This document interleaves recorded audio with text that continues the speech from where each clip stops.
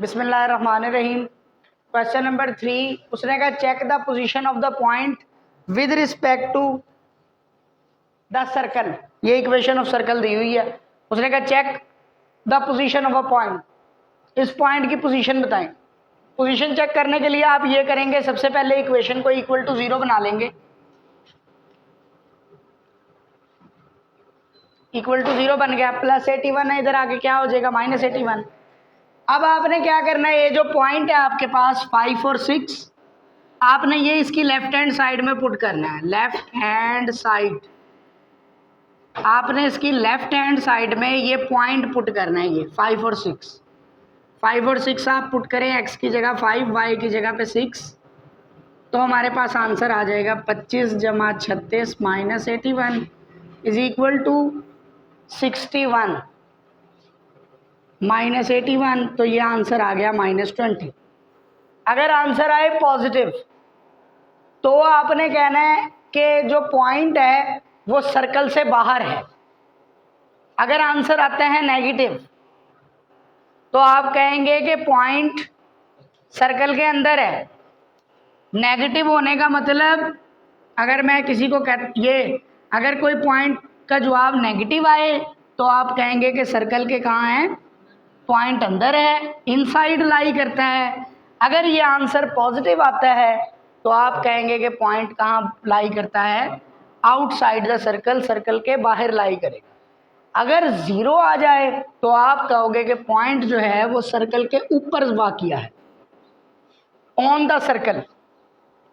Inside circle negative के लिए, outside circle positive आ जाए, और ऑन द सर्कल अगर 0 आ जाए। अगर 0 आ जाए तो आप कहेंगे ऑन द सर्कल, सर्कल के ऊपर। ठीक है, तो ये नेगेटिव आ गया तो आप कहेंगे 5 व 6 lies inside circle, inside circle. ये हमने पॉइंट की पोजीशन बतानी थी कि पॉइंट कहाँ पे है, ये आ गया जी। कोई क्वेश्चन है तो पूछें। सेकंड पार्ट देखें। वैसे अगर जो आपने इसका फर्स्ट पार्ट आपको समझ आए, सेकंड पार्ट भी हो जाता है। इंपॉर्टेंट है ये short question. 2x square plus 2y square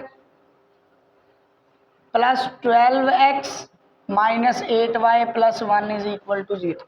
check करें जी, उसने कहा कि ये पॉइंट कहाँ वाक़िया है, बताएं इस पॉइंट की पोजीशन बताएं सर्कल के हिसाब से। सर्कल के अंदर क्या क्या चीज़ें हो सकती हैं, कोई पॉइंट अंदर भी हो सकता है, बाहर भी हो सकता है, सर्कल के ऊपर भी हो सकता है। आप क्या करेंगे, पॉइंट लाई कर देंगे। देखें जी, left hand side, left hand side में आपने इसको पॉइंट को पुट करना है।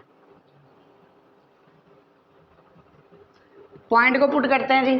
x की जगह पे क्या डाल देंगे 5, y की जगह क्या डाल देंगे 6। सिंपल से सवाल है ये।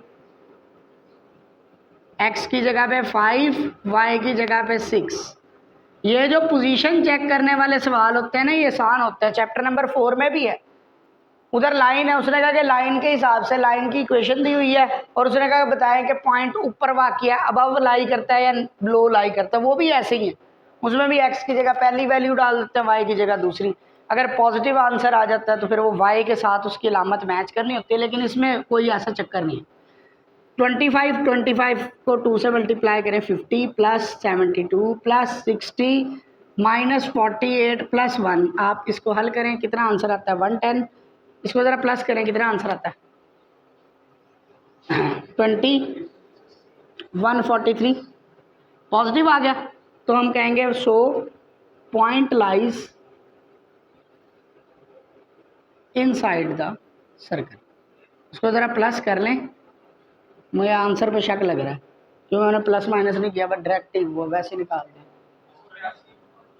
आउटसाइड, हाँ आंसर पॉजिटिव आया इसलिए आउटसाइड आएगा। कितना आंसर आता है 135 तो नहीं आता। देखना यार, हल भी करके देख लो।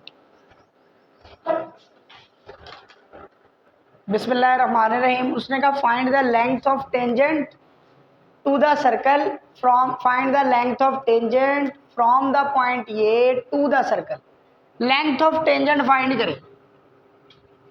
लेंथ ऑफ टेंजेंट का क्या फार्मूला होता है, अगर आपको equation of circle in general form का फार्मूला आता हो, equation of circle in general form का क्या फार्मूला है?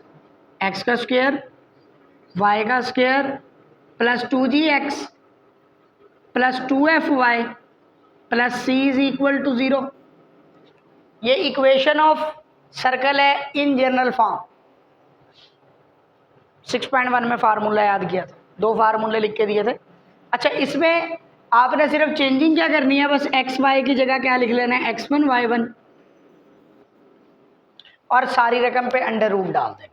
ये लेंथ ऑफ टेंजेंट का फार्मूला बन जाएगा। बड़ा इंपॉर्टेंट शॉर्ट क्वेश्चन है ये। देखिए जी, इसमें x1 y1 क्या होता है? x1 y1 किसे कहा जाता है? हर किसी को पता होता है, पॉइंट को कहते हैं हम। तो P तो हमारे पास हो गया x1 y1। ये जो पॉइंट हमें दिया हुआ है इसे हम कहेंगे x1 y1। अब हमें यहाँ पर 3 चीज़ों की ज़रूरत है। देखें, x1 y1 की कीमत हमारे पास आ गई। अब हमें ज़रूरत है g की, f की और c की। g, f और c कैसे निकलता है, उसका तरीक़ेकार ये होता है। सबसे पहले अगर एक्स स्क्वायर के साथ कोई रकम है तो हम लोग उस पे सारी रकम को डिवाइड कर देते हैं। फिर x के साथ वाली को हम कहते हैं 2g। सबसे पहले नंबर पे 5 को सारी रकम पे डिवाइड करें तो ये बचेगा X square plus Y square. 5 को इस पे डिवाइड करेंगे 2x, 5 को इस पे डिवाइड करेंगे 3y माइनस 135 1/5। अब आपने क्या करना है, x के साथ जो रकम है उसे आप क्या कहेंगे, x के साथ वाली रकम को कहा जाता है 2g। 2g is equal to -2। y के साथ वाली रकम को क्या कहा जाता है, 2f। और बगैर एक्स वाई वाली रकम को क्या कहा जाता है, c। कांस्टेंट वाली रकम को c कहा जाता है। x के साथ वाली रकम को क्या कहते हैं, 2g। y के साथ वाली रकम को क्या कहते हैं, 2f। और कांस्टेंट वाली रकम को क्या कहते हैं हम लोग, c। समझ आ गई बात की? अच्छा, यहाँ से आप g की कीमत निकाल लें। g की कीमत कितनी निकलेगी, -1। f की निकाल लें 3/2। लेंथ ऑफ टेंजेंट का आपने सबसे पहले नंबर पे फार्मूला लिखना है। हो गया। अच्छा, अब आपको किस किस चीज़ की ज़रूरत है, x1 y1 की। x1 y1 क्या होता है, पॉइंट। दूसरा किस चीज़ की ज़रूरत है, g, f और c की। g, f, c कैसे निकलता है, सबसे पहले नंबर पे एक्स स्क्वायर के साथ अगर कोई रकम है उसे आप डिवाइड कर दें, होगी डिवाइड। 5 पे डिवाइड कर दें। अब x के साथ वाली को कहते हैं 2g, y के साथ वाली को कहते हैं 2f, बगैर एक्स वाई वाले को कहते हैं हम लोग c। समझ आ गई? आ गई, पांचों चीज़ों की कीमत आ गई है। फार्मूले में वैल्यू पुट करें, अंडर रूट x1 की वैल्यू -5 का स्क्वायर, x1 का स्क्वायर यानी -5 का स्क्वायर, y1 का स्क्वायर 6 का स्क्वायर प्लस 2, g की कीमत g -1 और x1 की कीमत -5 प्लस 2, f की कीमत 3/2, y1 की कीमत 4 माइनस सी की कीमत 131/5। सी की रकम के साथ माइनस है यहाँ, इसलिए मैंने माइनस लगाया यहाँ। कभी आप समझे फार्मूले में माइनस है, ठीक है? समझ आई बात की? अच्छा, अब हम इसको ज़रा करते हैं सॉल्व। 5 का स्क्वायर 25, 36 माइनस प्लस 10, 5 2 ज़ा 10, 2 से 2 गया, 3 4 ज़ा 12 माइनस 131/5। इतनी बड़ी रकम का एलसीएम लेना मुश्किल है, पहले इन्हें प्लस कर लें। ये हो जाएगा 61, 61 71, 71 80, 83। एलसीएम ले लें, कितना बनेगा 5, 5 3 15, 5 हासिल है, 1 5 8 40, 415 माइनस 131। तो ये हमारे पास आंसर आ गया लेंथ ऑफ टेंजेंट का 4 8 और 2। ये हमारे पास आंसर है। समझ आ गई सवाल की? लेंथ ऑफ टेंजेंट वाले जितने भी क्वेश्चंस हैं आप लोगों ने ऐसे ही। अच्छा, ये एक गलती होगी, ये बड़ी लेट बोला भाई। y1 की वैल्यू 4 है, ठीक है? तो 4 का स्क्वायर कितना हो जाएगा, 16। लेट बोला है, तो ये हमारे पास हो गया 41, 51, 60, 63। 63 को 5 से मल्टीप्लाई करें, 5 3 ज़ा 15, 1 5 31, 315 में से 131 गया तो कितना बच गया जी? 4 और 8 और 1, 184/5 आंसर है। कोई क्वेश्चन है किसी बच्चे का? बिस्मिल्लाहिर्रहमानिर्रहीम। उसने कहा find the length of the chord cut off the circle from the line by the circle. उसने कहा कॉर्ड की लंबाई मालूम करें। Find the length of chord, उस कॉर्ड की लंबाई मालूम करें जो ये लाइन इस सर्कल को काटते हुए बनाती है। ठीक है, अच्छा देखें लाइन कैसे सर्कल को काटती है। ये एक सर्कल है और ये एक लाइन है, इस लाइन ने सर्कल को काटा। अब इसमें कॉर्ड क्या है? कॉर्ड होता है जो इसकी बाउंड्री के एक पॉइंट से लेकर दूसरे पॉइंट तक का जो डिस्टेंस होता है उसको हम कॉर्ड कहते हैं। ये चीज कॉर्ड है हमारे पास। उसने कहा फाइंड इट्स लेंथ।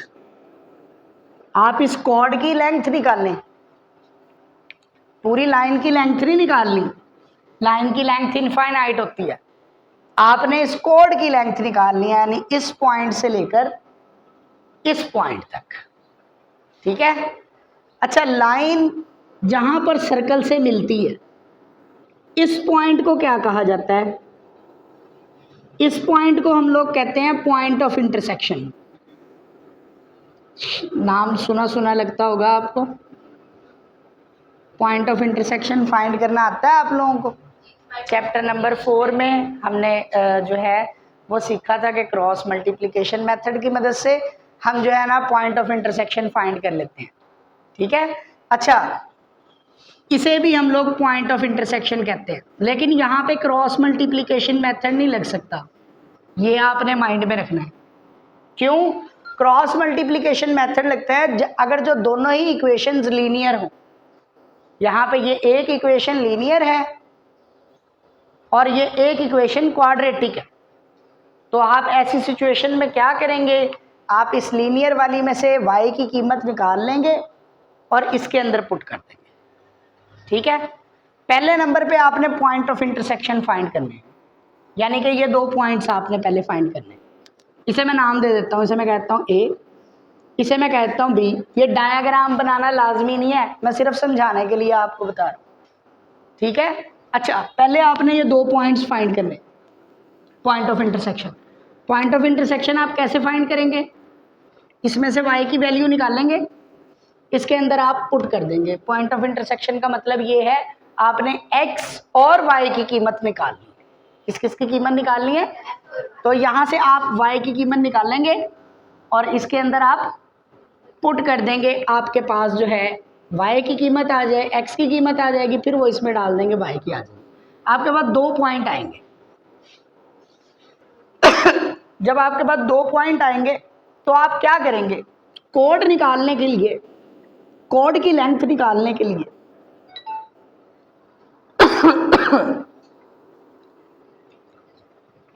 आप A और B का डिस्टेंस लेंगे। चलें अब हमने ना इसके पॉइंट निकालने हैं।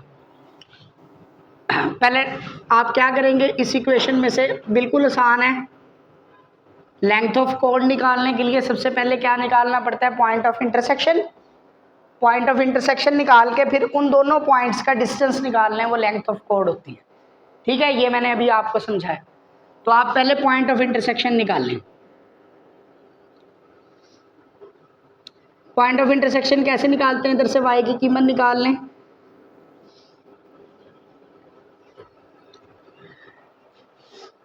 ठीक है, 13 - 2x/3। यहाँ से y की वैल्यू निकाल लें और इस इक्वेशन में आप y की वैल्यू पुट करें।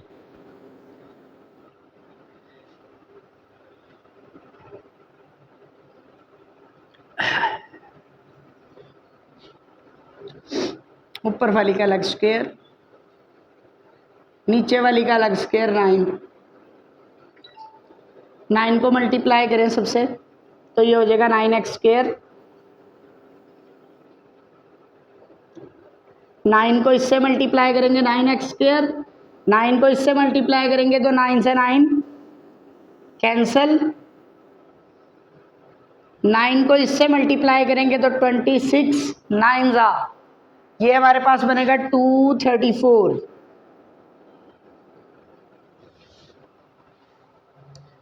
ठीक है। अच्छा इसका स्क्वायर खोल लें, कितना हमारे पास आंसर आता है, a का स्क्वायर प्लस b का स्क्वायर माइनस 2ab, 13 2 ज़ा 26, 26 2 ज़ा 52x, ये हो जाएगा 13x² minus 52x plus 169 minus 234 is equal to 0, minus 65।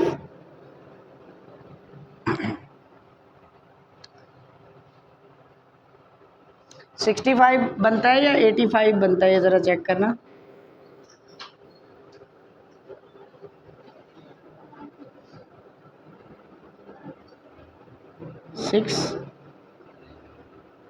$66 हाँ, माइनस 38 बनता है, 38 तो नहीं बनता होगा,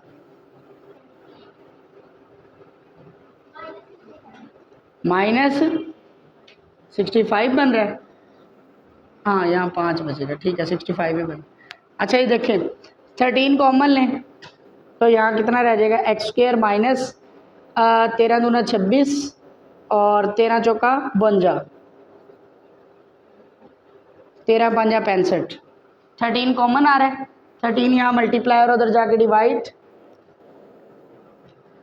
फैक्टराइज कर लेंगे इसको हम, x minus 5 into x plus 1, तो हमारे पास x की कीमत आ गई है, दो वैल्यूज़ हमारे पास x की आ जाएंगी, x is equal to -1, x is equal to 5। x की वैल्यूज़ आ गई है, अब हमें किसकी वैल्यू चाहिए, हमें y की वैल्यू चाहिए, तो आप इस x की वैल्यूज़ को इस वाली इक्वेशन में पुट करेंगे। ठीक है, चलें x की वैल्यू को पुट करें ज़रा इस इक्वेशन के अंदर। From equation number 1 implies, equation number 1 implies, y is equal to 13 minus 2, x की जगह डल जाएगा -1 ओवर 3, x की जगह पे -1 डाल दिया मैंने, इसी तरह से यहां पर x की जगह पे 5 डालें,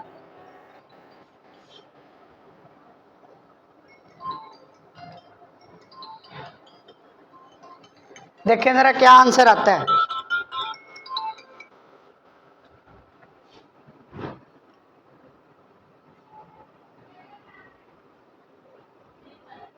five y is equal to 1, आपके पास दो पॉइंट आ गए हैं, एक को कह देंगे A, एक को कह देंगे B। पहले लिखेंगे आप x की कीमत -1, फिर आप लिखेंगे y की कीमत 5, इसी तरह से x की कीमत 5 और y की कीमत 1, ये हमारे पास दो पॉइंट्स आ गए। ठीक है, ये पॉइंट ऑफ इंटरसेक्शन फाइंड करने का तरीका है।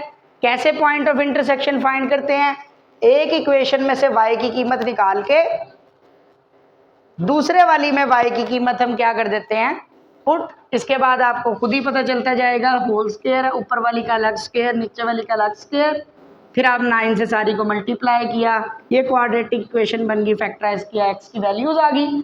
अब हमें किसकी वैल्यू चाहिए, y की। पॉइंट ऑफ इंटरसेक्शन के लिए x और y की वैल्यू की ज़रूरत होती है, आपने इन दोनों वैल्यूज़ को उठा के इसमें डाल देना, आपके पास y की वैल्यूज़ आ जाएगी। तो ये हमारे पास दो पॉइंट आ गए। उसने हमें क्या कहा, find length of chord, chord की लेंथ मालूम करें। कॉर्ड की लेंथ मालूम करने का मतलब मैंने आपको बताया, ये जो आपके पास दो पॉइंट आएंगे, आपने इसका क्या फाइंड कर लेना है, डिस्टेंस, इसका डिस्टेंस फाइंड कर लें, लेंथ ऑफ कॉर्ड। ये डायग्राम आपको बनाने की ज़रूरत नहीं है बोर्ड के पेपर में, आपने बस कैलकुलेशन लिखनी है, ये बस आपको समझाने के लिए बनाई है मैंने। हाँ जी, डिस्टेंस फार्मूला लगाएं ए और बी पे। x2 माइनस x1 का स्क्वायर 5 + 1, y2 माइनस y1 का स्क्वायर, तो हमारे पास आ जाएगा 36 + 16, तो ये हमारे पास आंसर आ गया 52, √52 आंसर है। किसी बच्चे का कोई क्वेश्चन है तो पूछे। बिस्मिल्लाहिर्रहमानिर्रहीम। Find the point of intersection of the line to the circle. Point of intersection का मतलब एक ही होता है कि आपने x और y की वैल्यू फाइंड करनी। तो x और y की वैल्यू आप कैसे फाइंड करेंगे? आप एक इक्वेशन में से x की कीमत निकाल लेंगे और दूसरे वाली इक्वेशन में आप पुट कर लेंगे। x की निकाल लें या y की? मैं x की निकाल रहा हूं क्योंकि x की वैल्यू निकालना यहाँ आसान है, तो हम x की वैल्यू निकालते हैं।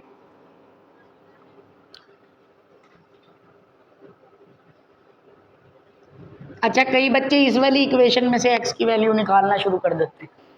ठीक है, यहाँ से x की वैल्यू ना निकाल लेना, ऐसी इक्वेशन में से निकाल लें जो आसान भी हो। तो यहाँ से x की वैल्यू निकाल लें। ठीक है, इसमें आप पुट कर दें, बस सिंपल है।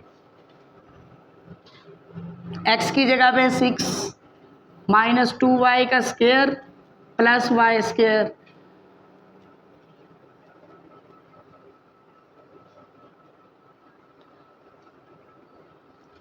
a का स्क्वायर 36 प्लस b का square 4y square minus 2ab 6 2 12 12 2 24y plus y square minus 12 plus 4y minus 2y minus 39 is equal to 0।